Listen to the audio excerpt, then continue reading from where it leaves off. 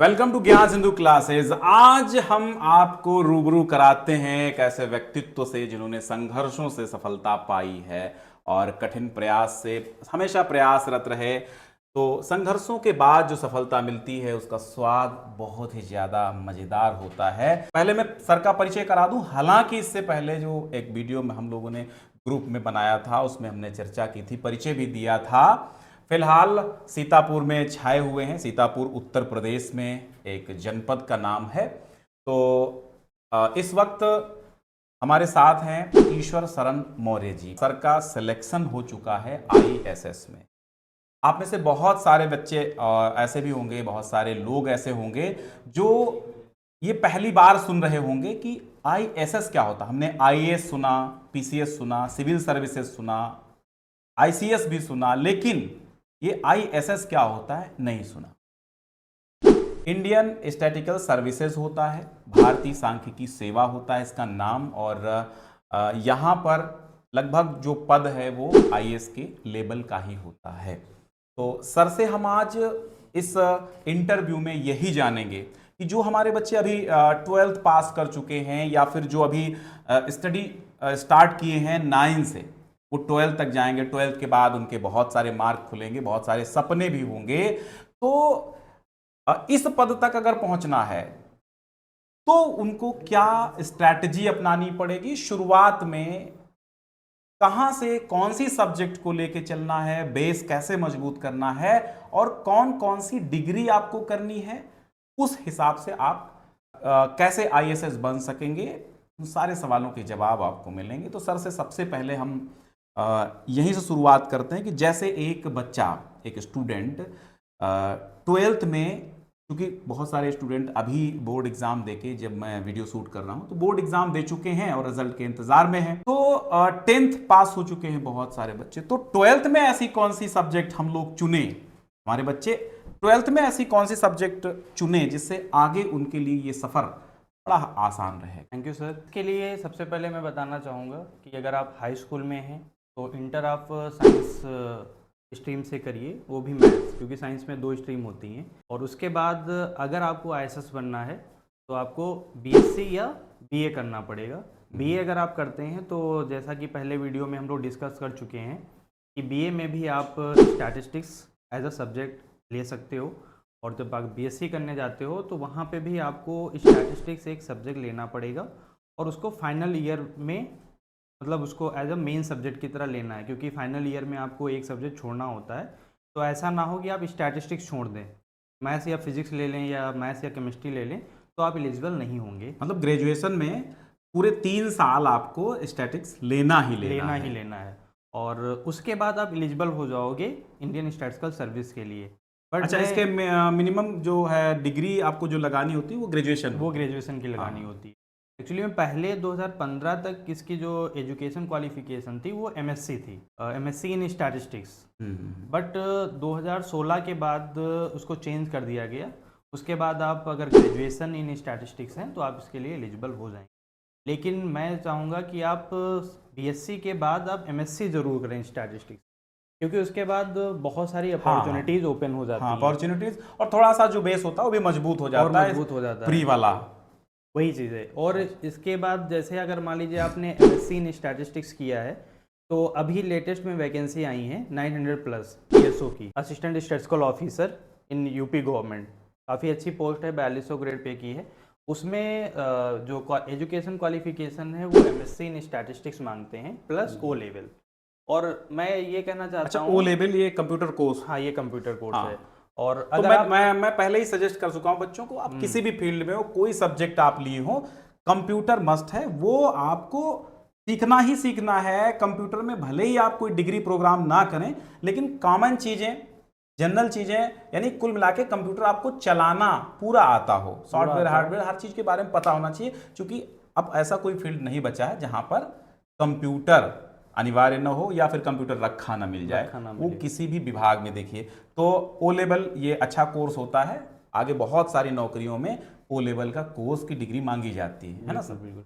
But मैं इसके लिए एक गाइड करूंगा आपके लिए। जैसे आप बीएससी करने जाते हैं तो अगर आप बीएससी में कंप्यूटर साइंस स्टैटिस्टिक्स और मैथमेटिक्स ले लेते हैं तो आपको ओ लेवल भी नहीं करना पड़ेगा, क्योंकि बीएससी में आपने अगर कंप्यूटर साइंस ले लिया तो वो ओ लेवल के इक्विवेलेंट हो जाता है। तो अगर आप बीएससी कंप्यूटर साइंस स्टैटिस्टिक्स और मैथमेटिक्स से करते हैं, देन अगर आप एमएससी कर लेते हैं तो ये मान के चलिए मतलब ये श्योरिटी है कि आपको गवर्नमेंट जॉब मिल जाएगी, क्योंकि ये जो असिस्टेंट स्टैटिस्टिकल ऑफिसर है इस पे वैकेंसी बहुत सारी निकलती हैं लेकिन कैंडिडेट बहुत कम मिलते हैं, क्योंकि पहली बार। अच्छा सर, ये जो आपने बताया आपका जो चयन है वो आईएसएस में, ये किस ग्रेड की नौकरी होती है?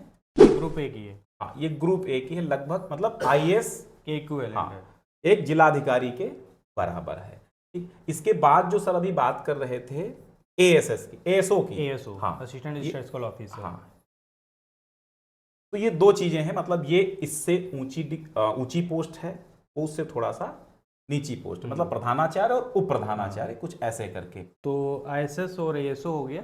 इसके बाद एक और अपॉर्चुनिटी रहती है, अगर आपके पास बीएससी में स्टैटिस्टिक्स है तो आप अगर एसएससी सीजीएल की तैयारी करते हैं तो उसमें एक पोस्ट होती है जेएसओ की, जूनियर स्टैटिस्टिकल ऑफिसर। अच्छा, एसएससी के थ्रू भी जेएसओ होता है? जेएसओ होता है। तो आप तो ये एएसओ के बराबर होता है जेएसओ? नहीं, 42 इससे भी छोटा होता है? नहीं, सेम 42 अच्छा, ग्रेड सेम पे की है, ग्रेड पे, बट हाँ। वो सेंट्रल गवर्नमेंट की है तो उसमें अलाउंसेस वगैरह ज़्यादा मिलते हैं, तो सैलरी पैकेज थोड़ा ज़्यादा हो जाता है। और ये यूपी गवर्नमेंट की है, तो ग्रेड पे सेम है 42 ग्रेड। तो मतलब इसके लिए सबसे पहले, जैसा कि आपने बताया, ग्रेजुएशन लेवल पे स्टैटिक्स जो सब्जेक्ट है वो पूरे 3 वर्ष होनी चाहिए। और जो बीएससी, ये बीएससी के थ्रू होता है या बीए के थ्रू होता है स्टैटिक्स? बीएससी में भी आप ले सकते हो और बीए में भी ले सकते हो। बीए में भी ले सकते बीए हैं। में भी ले सकते हो। हाँ, जैसे बहरहाल BA में वहाँ आप- होना चाहिए उस हाँ। कॉलेज में, वो सब्जेक्ट होनी चाहिए, उसकी मान्यता होनी बीए चाहिए। में आप इंग्लिश लेना चाह रहे हैं, इंग्लिश, इकोनॉमिक्स और स्टैटिस्टिक्स भी ले सकते हैं।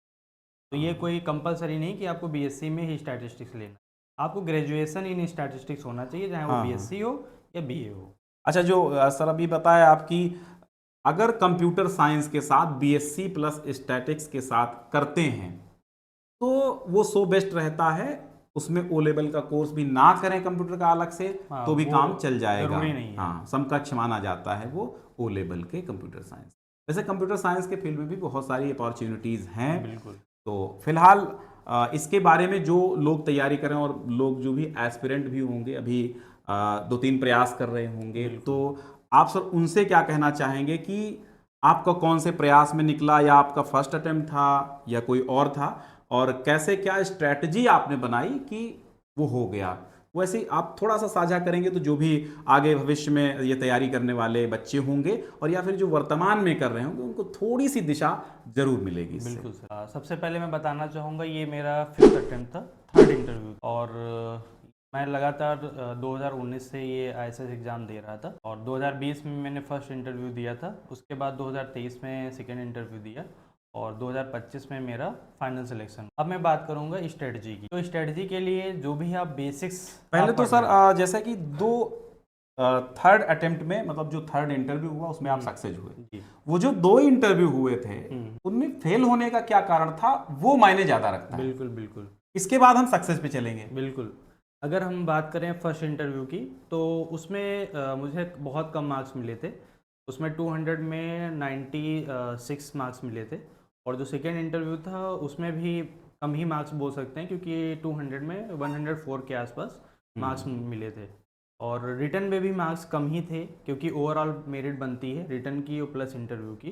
तो इस वजह से मेरा सिलेक्शन नहीं हो पाया था, क्योंकि रिटर्न में भी मार्क्स कम थे और इंटरव्यू में भी कम ही मार्क्स थे, क्योंकि फर्स्ट इंटरव्यू में अगर मान के चलिए 120 प्लस मिल जाता तो सिलेक्शन हो जाता।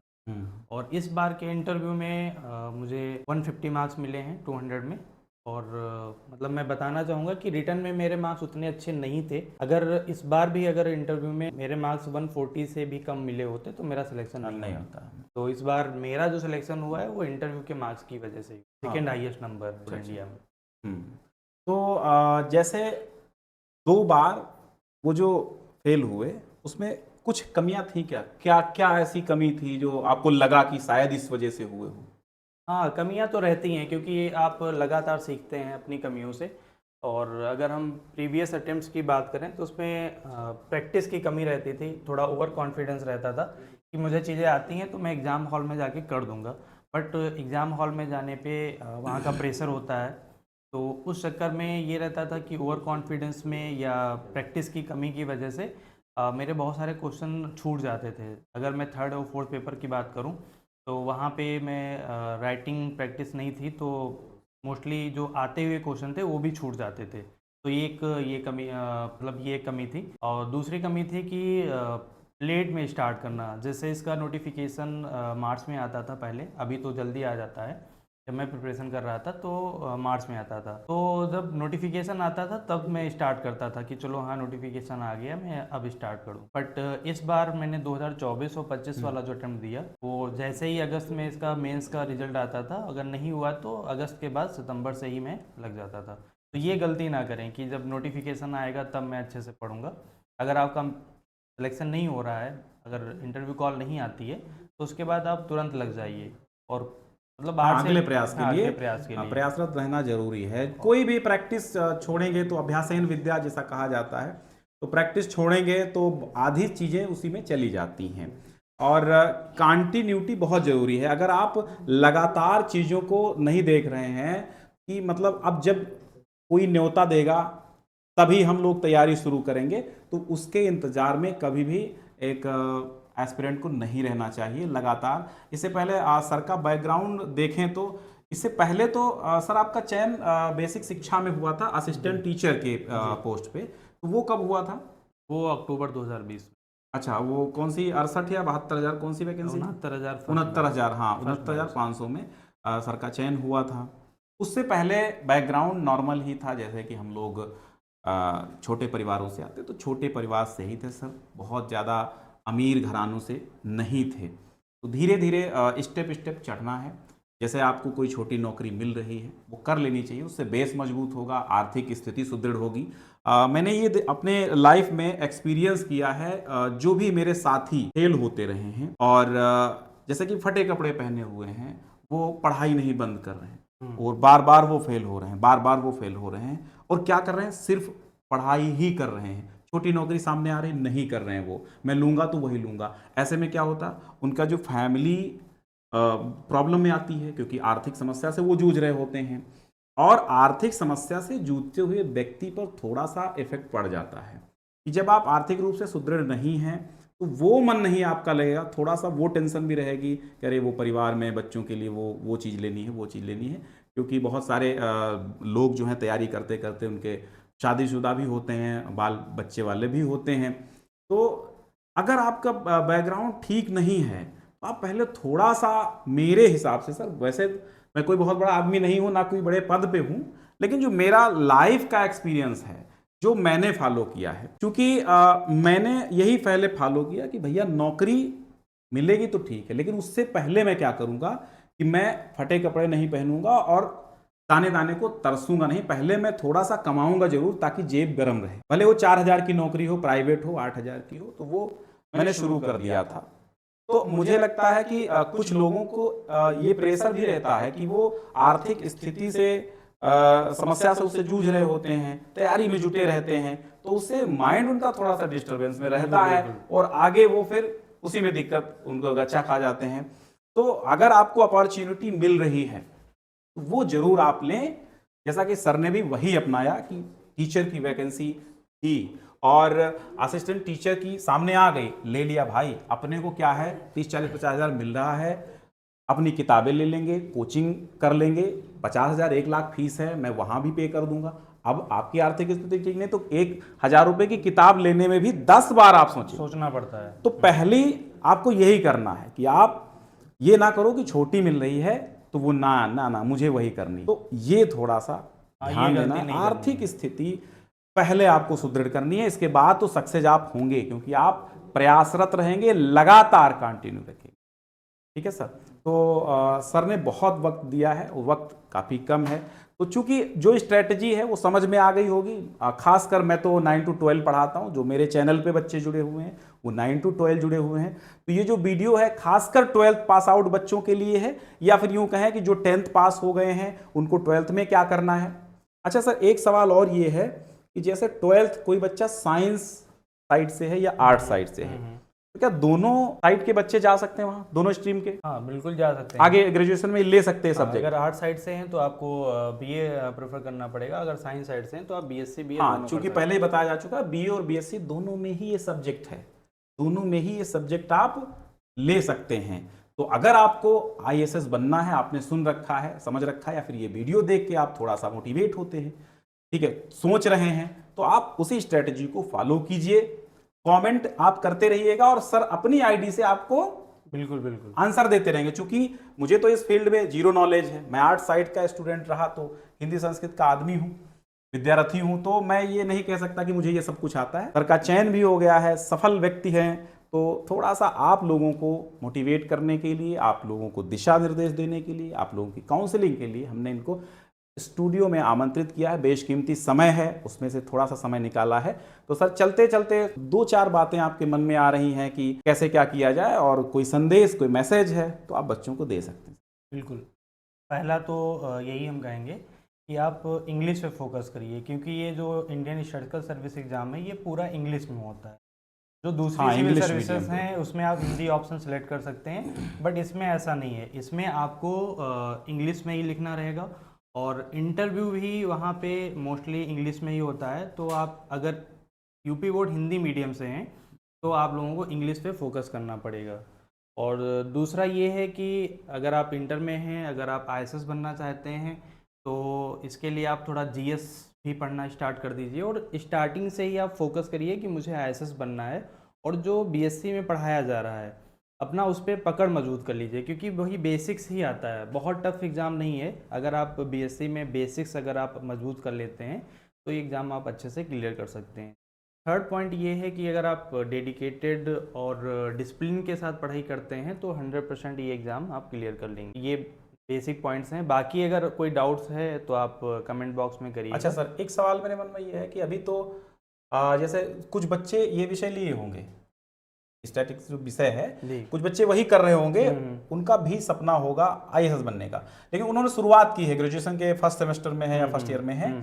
तो सबसे पहले सर ये बता दीजिए आप कि आप फर्स्ट जैसे फॉर्म भरने के बाद जो पहला एग्जाम होता है, जो प्री होता है, प्री के क्या क्या सब्जेक्ट रहेंगे, क्या उनको पढ़ना होगा? नहीं सर, इसमें प्री नहीं होता है। प्री नहीं होता है? प्री नहीं होता है इसमें। एक ही पेपर होता है? नहीं नहीं, मेंस है 1000 मार्क्स का, और देन 200 मार्क्स हाँ, का इंटरव्यू। मान लीजिए प्री ही मेंस है। हाँ, दोनों मतलब प्री मेंस एक में आप कह सकते हैं एक ही पेपर होगा, प्री और मेंस का, ठीक है। अब ये कितने का होता है? 1000 मार्क्स। हाँ, 1000 मार्क्स का होता है। इसमें पासिंग मार्क भी कुछ रखा गया होगा? हाँ, पासिंग मार्क्स है जीएस और इंग्लिश में। इसमें कितनी सब्जेक्ट होती है?